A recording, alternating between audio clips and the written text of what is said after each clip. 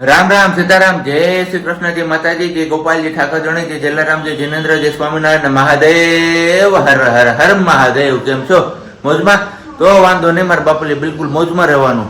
વાગ્યા છે અત્યારમાં 9:30 અને આજે છે નાગપાંચમ, એટલે કે આમ કહે તો રાંધણ છઠ ભેગી છે, એટલે પાંચમ અને છઠ બંને એક સાથે છે. તિથિ એક તિથિ કંઈક ઘટે છે એના હિસાબે. તો બસ સાતમ આઠમ ને હવે તમે જયારે વિડીયો જોતા હશો ત્યારે હશે ઓલરેડી સાતમ અને પછી આઠમ ના દિવસે કાનાને વધાવવા માટે ઘણા બધા લોકો દ્વારકા પહોંચી ગયા હશે. તો બસ એવી જ રીતના આજે કંઈક આપણા સિયા બેબીનો પણ બર્થડે છે, કારણ કે 24/7/2024 ના રોજ સિયા બેબીનો બર્થ થયો હતો સવારે 9:35 તો હવે બસ થોડીક જ ગણતરીની મિનિટોસ બાકી છે. આજે છે 24/8/24. તો હમણાં થોડીક વારમાં આપણે સિયા બેબીનો બર્થડે પણ થશે. તો જોઈએ છીએ આજે નાનું એવું કંઈ સેલિબ્રેશન કે એવું કંઈ કરીએ છીએ કે નહીં. આમ તો જનરલી 1 મંથના આપણે ફોટોસ તો ઓલરેડી પોસ્ટ કર્યા છે, એ સિવાય કીધું કે નાનું એવું આયોજન કરશું જો ઈચ્છા થશે તો. એટલે ઈચ્છા મીન્સ કે બહાર વરસાદી માહોલ છે, એટલે બહાર વરસાદના કારણે કાંઈ લેવા જવું કે ના જવું હવે વરસાદ રહે એના પછી આધાર છે. તમારા કોઈના ગામમાં વરસાદ છે કે નહીં એ તમારા લોકોએ કમેન્ટ્સ કરવાની છે. અને બાકી તો બસ હવે ચા પાણી નાસ્તો કરી લઈએ આપણે, અને પછી પાછા થોડીક વારમાં આપણે મળીએ છીએ. આપણે મળીએ ત્યાં સુધીમાં તમારા લોકોએ વિડીયોને લાઈક ન કરી તો લાઈક કરજો, ચેનલ ઉપર નવા હોય તો ચેનલને સબસ્ક્રાઈબ પણ કરજો, સાથે સાથે બેલ આઇકોન દબાવવાનું ના ભૂલતા અને કમેન્ટ્સ કરવાનું પણ ના ભૂલતા. મા દીકરી બે એક ના હું ગળામાં ખીસ ઠંડુ વાતાવરણ થયું ને એના હિસાબે નાયા જી મૂક્યું માખણ હવે પાછું ચાલુ થઈ જાય, દૂધ આવવા માંડ્યું ને માંથી, એટલે કોઈ આ એ માખણ છે તો શું છે એ તો ખાલી કોખું હોય તો જવા દો. હું જવા દો જય શ્રી કૃષ્ણ. હમણાં કાલે નહોતા લીધા આપણે. જય શ્રી કૃષ્ણ તમારા. જો અમારે એને માપે કરતી હોય તો પણ ગુડ મોર્નિંગ ને જય શ્રી કૃષ્ણ. ઠંડુ વાતાવરણ જ નહીં, પણ તે દિવસે તો ના પાડી દીધી તમે એસી કરી ને, મને એસી નહીં બપોર વચ્ચે સિયાને બહાર પૂરે ઘરાથી એસી કરી દીધી ને એ વાળી એવું છે. યસ હાલો તો હું એસી શિફ્ટ કરી નાખી, બીજું હું તો દેશીમાં હોય આવું જે તું બરોબર. બેબી સુતા છે ત્યાં સુધીમાં આપણે કીધું શાકભાજી ને એવું બધું લઈ આવીએ. એમના પાછા મમ્મી કે છે એમના સિયાના કે મારે આવવું છે. ઠીક છે હવે તો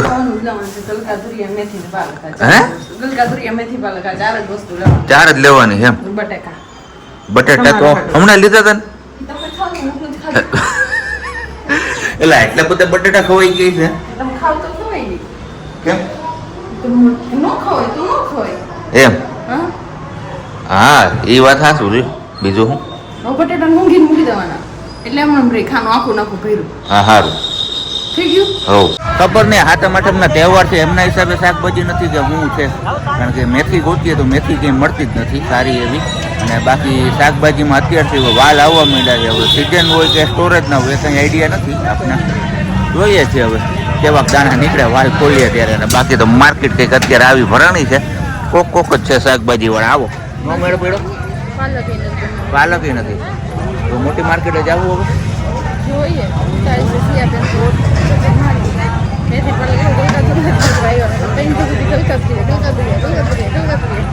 છેલ્લે અહીંયા આવવું પડ્યું મોટી માર્કેટમાં. કા હે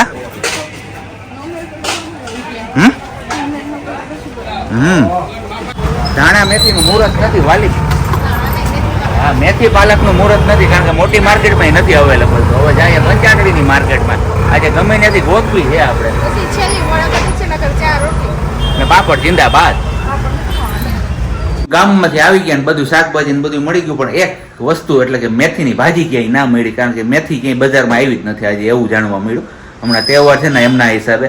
અને આવ્યા ત્યાં અમારે બેન બા સિયાબેન ઉઠી ગયા ને તમારા લોકોની ડિમાન્ડ પણ બહુ છે. તો ચલો ફરી એકવાર સિયાબેન બાપસે તમને રૂબરૂ કરાવીએ. અને હજી નાની છે એટલે બહુ નહીં બતાવીએ, અને ફ્લેશ આપણે બંધ કરી દઈશું. ઓકે રહેવા દો. ટચ મી નહીં ને અડવાની નહીં બહુ. લે તો ના પાડી છે 3 મહિના સુધી ધ્યાન રાખવાનું. હશે ભાઈ, બીજું તો હું આજે 1 મંથ કમ્પ્લીટ થઈ ગયો મારી બેબીનો.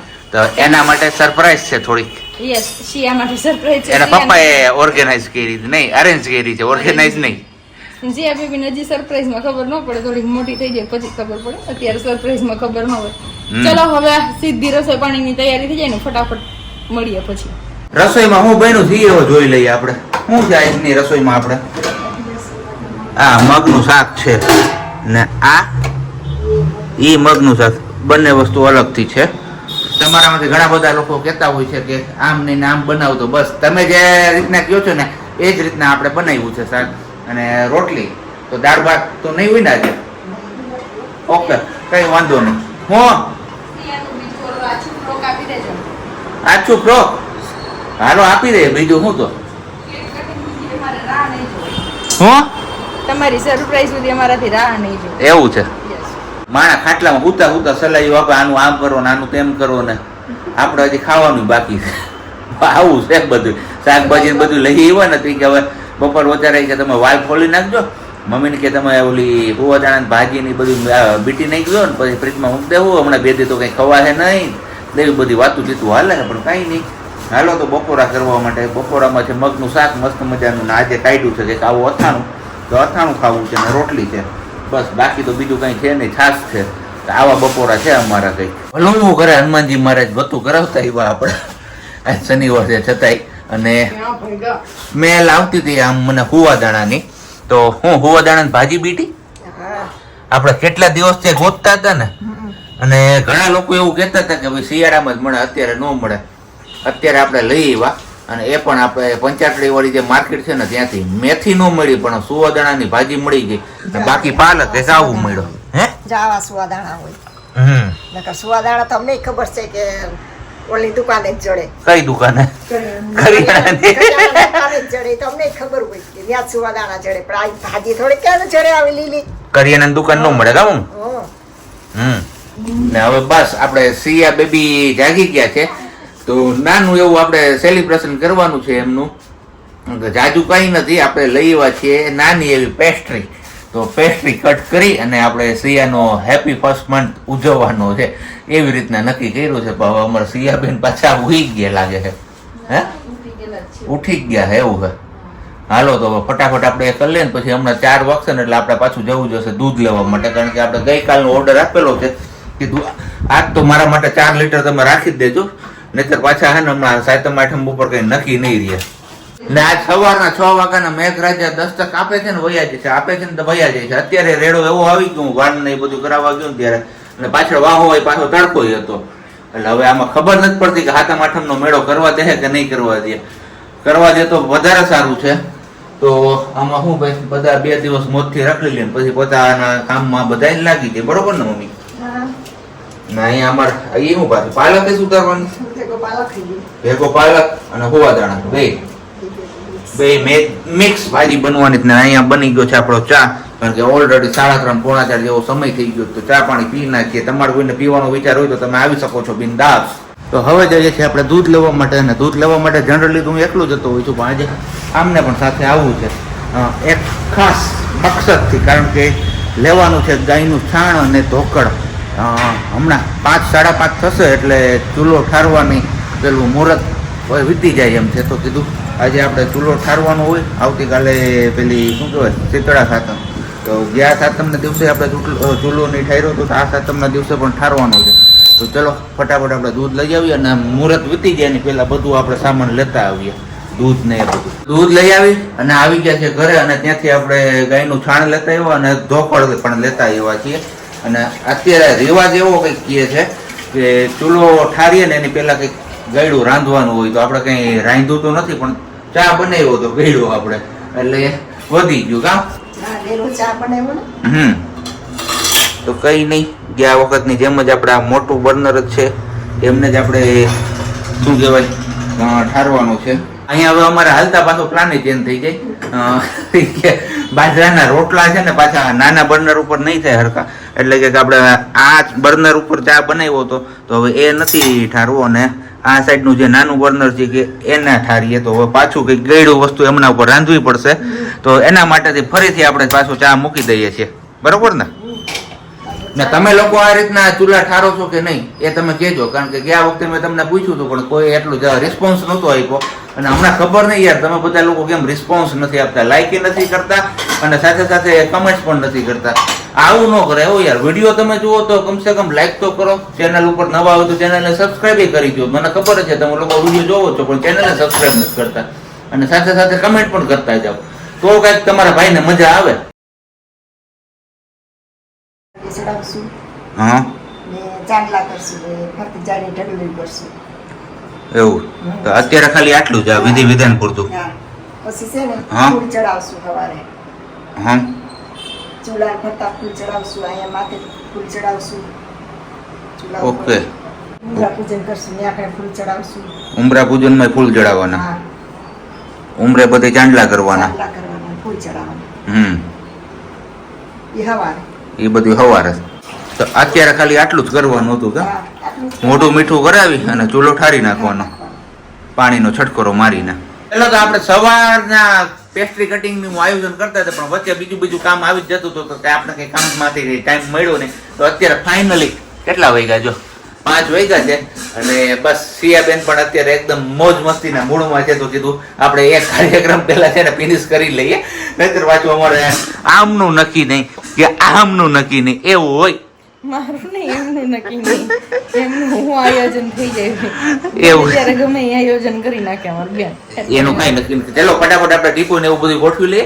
ત્યાં સુધીમાં ભાઈ હે ને આપણે એકદમ ફર્સ્ટ ક્લાસ રહેવાનું છે, કાંઈ મૂંઝાવાનું નથી આપણે. સિયામ જો